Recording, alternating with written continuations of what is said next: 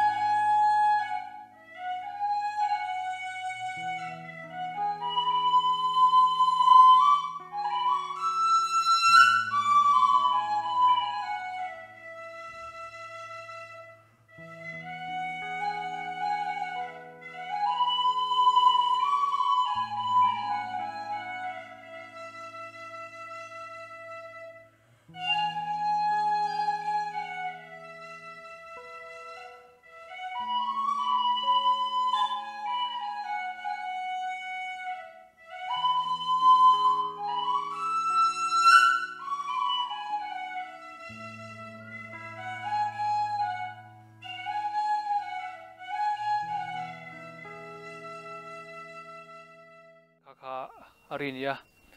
ari lungnan thla khop maya kan pi le pu te hian musical instrument an lo nei thole ni ti chuanin phenglong chi dang chengan soitong khan chi thuman nei kan ti kha chuan hi phenglong kan thiat lar then chuanin asir chem te kan ti chi kha ni a hei po hi musical instrument remoi tak mai ni a kan pi le pu ten an lo ngai ne mem thin ni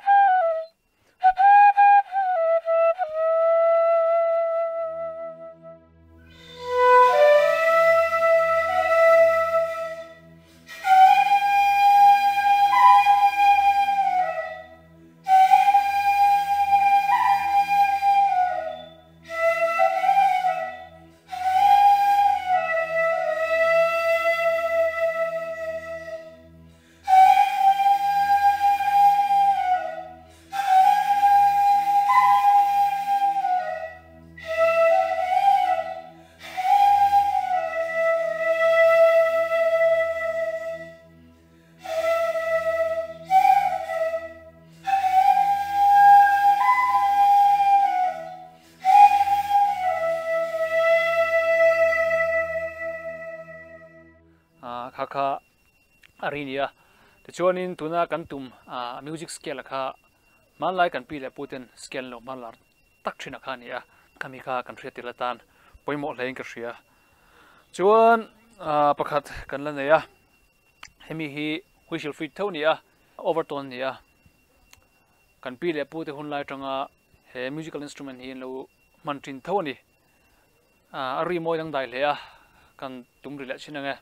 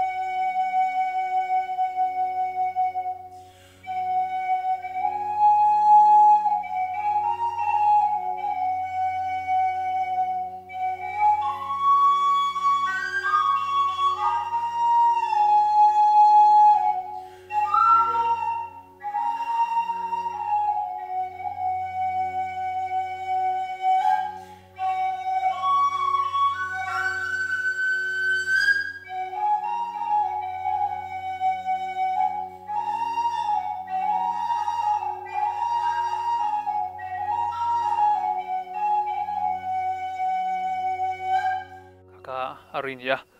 musical instrument rimoi takani heng baka rimoi le ngai na tom hi namdang te pon an folk musical instrument an nei chung lova kan pi le poten pheng long an ti ho hi hluin changkang em ti kha kan soitel du ani